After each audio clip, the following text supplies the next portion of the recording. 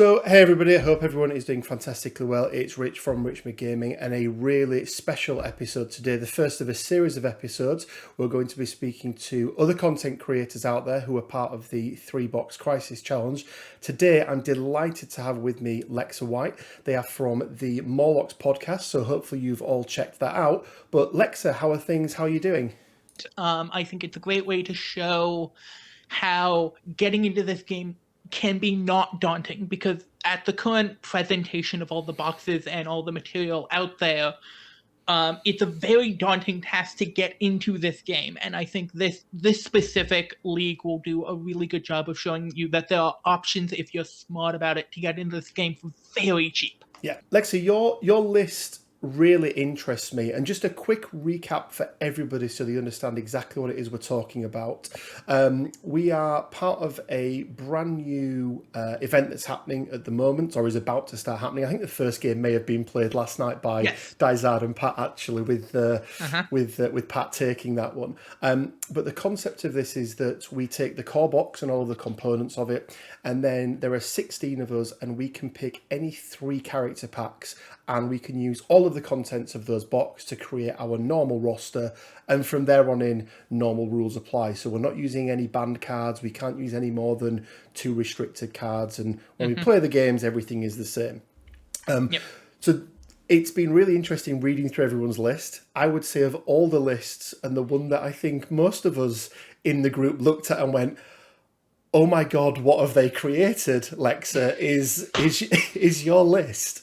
So do you want to run us down, starting with, first of all, the extra packs that you've taken, and then give us a little bit about the list of Death and Taxes, I believe, is the pseudonym. So D&T, just to go into kind of the terminology, is originally a magic deck. But I'm taking the kind of same core ideals of that magic deck of trying to tax and inconvenience people in a death by 1,000 cuts style way to win my games. And to that, I picked up the Loki Hella box, the Groot Rocket box, and the Deadpool Bob box as my 3 packs. Which you will notice, those don't have a cohesive affiliation to them. And it was because I didn't care about affiliation. I lucked into having an affiliation at 17 just by the things around it and what's in the core box, but at 16 and below, I'm not playing affiliated at all. And that's okay with me, because I'm presenting a strong synergistic group of characters, regardless of what bonuses I may be leaving on the floor. I think there's enough good stuff in what I have to overcome the lack of a leadership ability or affiliated cards. Yeah, it's really interesting, because I think most people, when they start, and at least I know for myself, when I start building any new roster, irrespective of whether there's restrictions in place or not, the first thing I look at is, okay, what do I want to do? And that typically, for me, falls into which affiliation do I want to play, not necessarily which play style do I want to play. So it's really interesting that you've, I think, gone down a very different route to what most of the people do when they're looking to build a roster. Yeah, well, I'm also coming from the most different background than I think most of the other content creators. I think most of the other content creators that are in this game are coming from another miniatures game. Whether that be Guild Ball or War Machine or Star Wars, X-Wing, even some like Imperial Assault players, which is like really close to a miniatures game, are coming into this game. And I, on the other hand, are coming from things like Magic the Gathering and the Arkham Horror the card game scene and Call of Cthulhu LCG and stuff like that. These things that are more about the deck construction. And the thing that frustrates me about most miniatures game is how exclusive they are. You have this one faction that does its thing, but you can't mix and match it all. Yeah. Which is unlike most card games. If you take Magic, you have the 5 colors of Magic. You can play all 5 colors. That's perfectly reasonable to do. It has its drawbacks.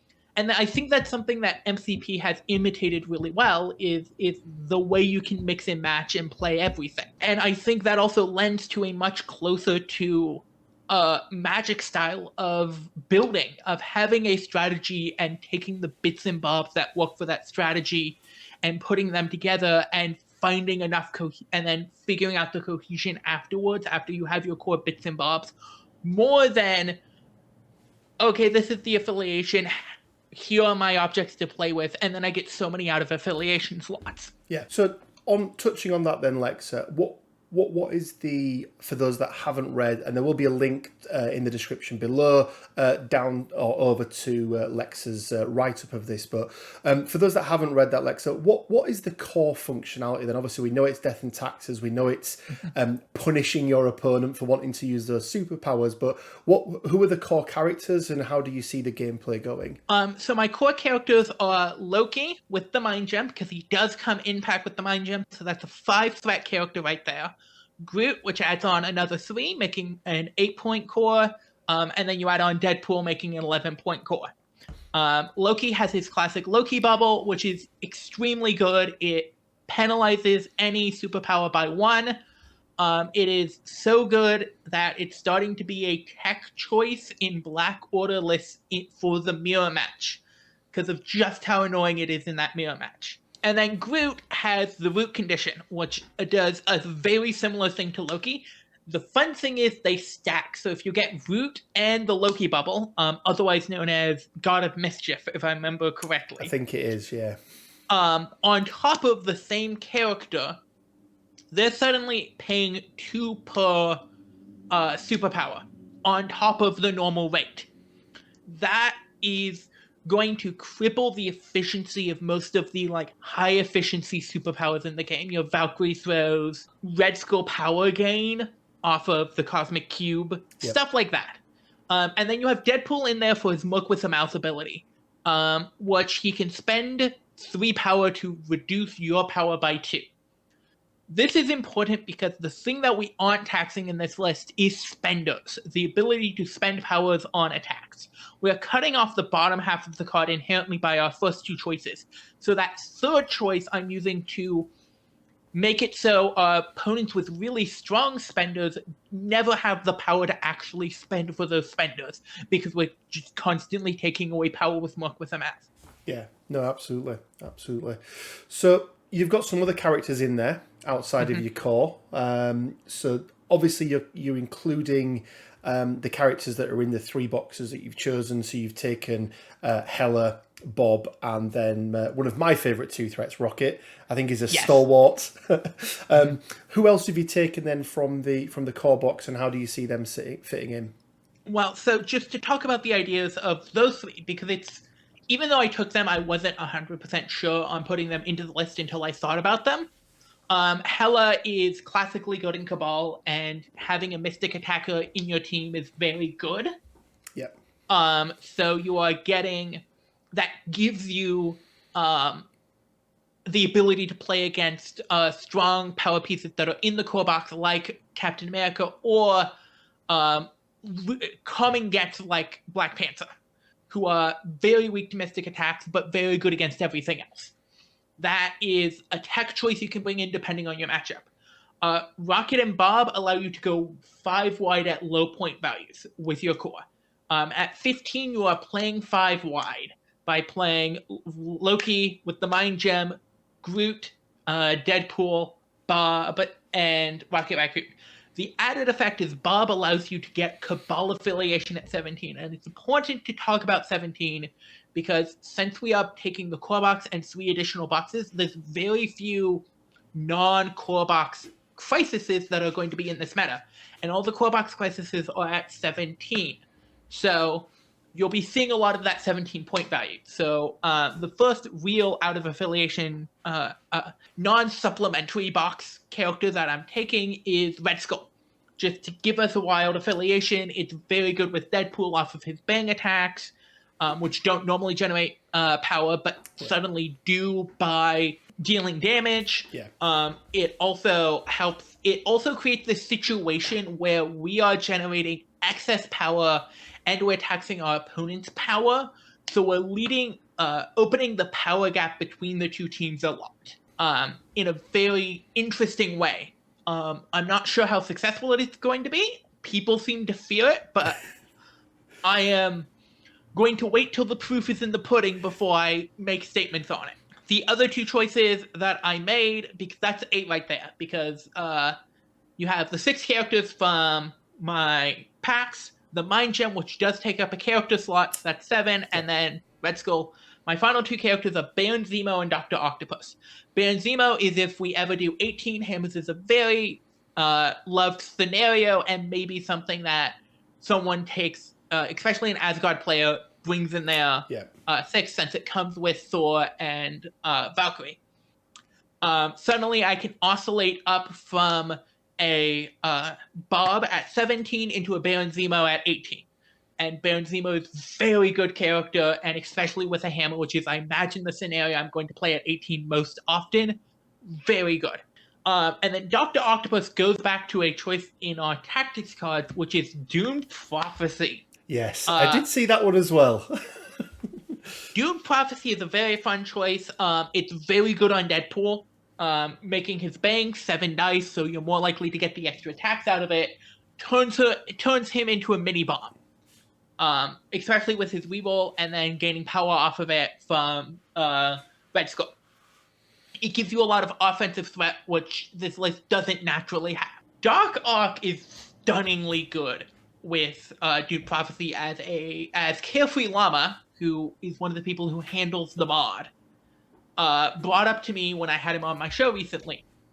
Because if you look at the math of it, a Doomed Prophecy Dark Arc with his double wilds on his strike is suddenly doing an average of 5.5 damage in attack. Yeah, it's pretty crazy. And that can be explosive. You're adding on, you're generating power for him to throw stuff.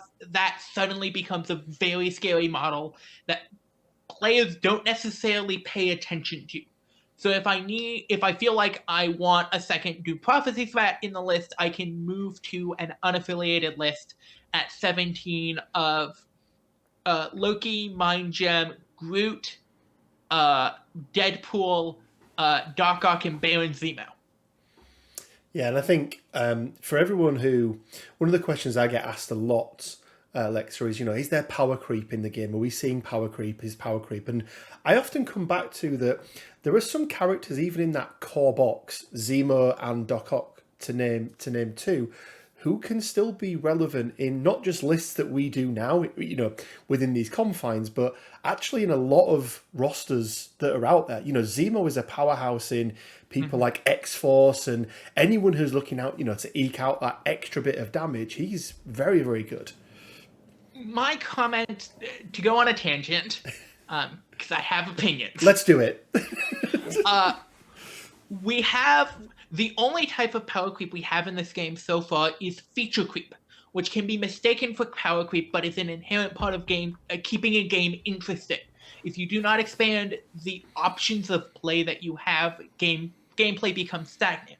Yes, that does bring some inherent power creep to it, but AMG has done a really good job of limiting how much the feature creep causes power creep. Yeah.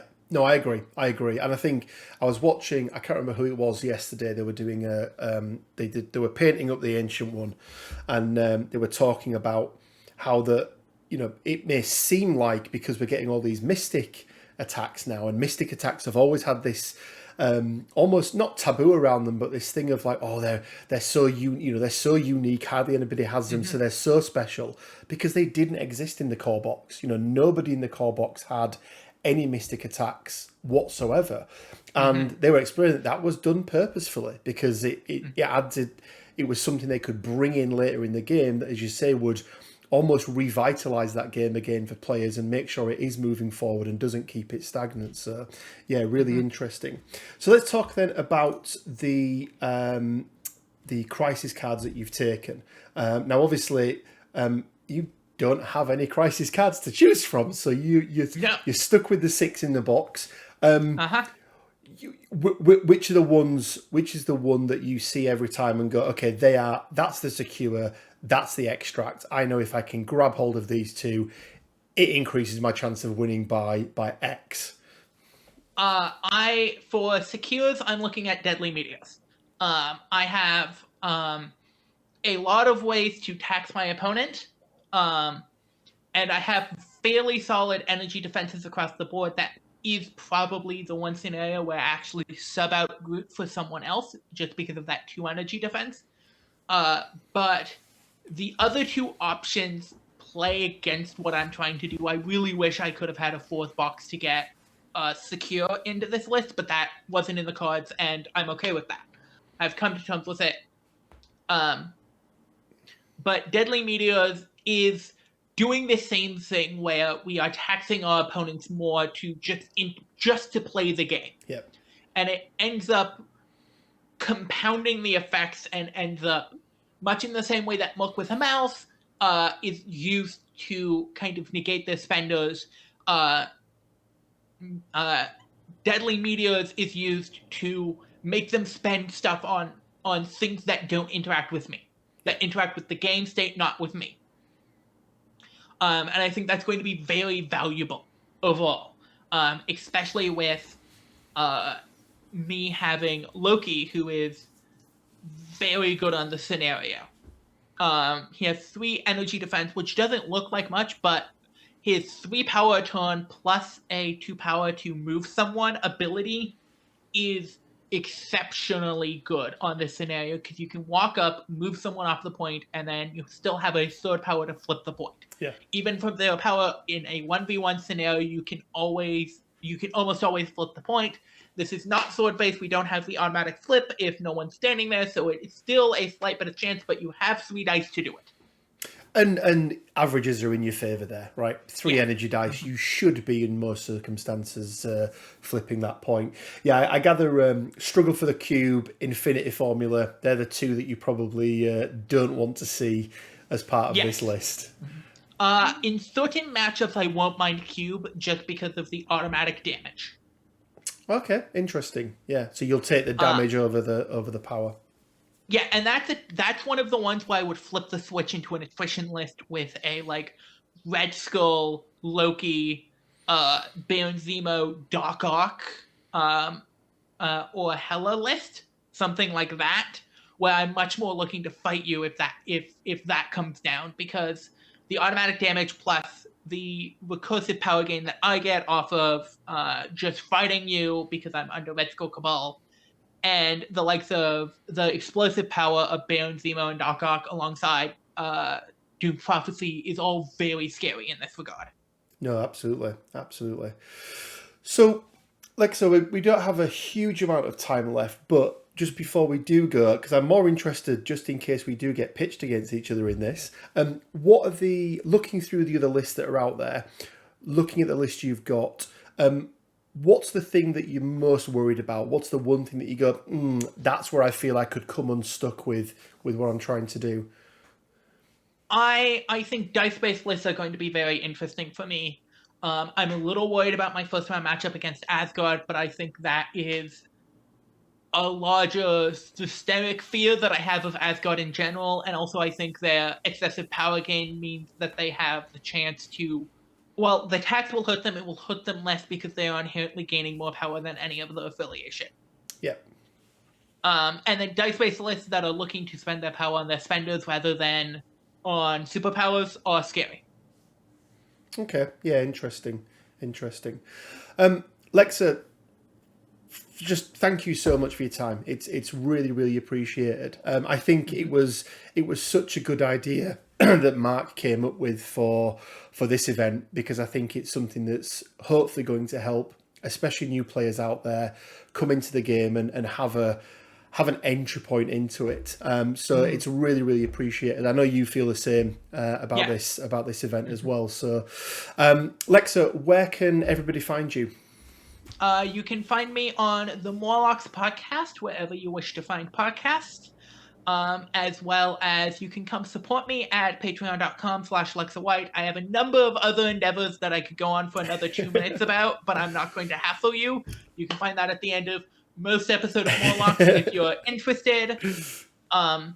And then the other thing I'm going to shout out is I am currently, if you're in the Seattle area, that is my local scene, and I am working on setting up some events locally for IRL MCP play. So keep an ear out for that, local players. Fantastic. Yeah, and how good has it been I've actually got a tournament this weekend. It'll be my third one since we came out.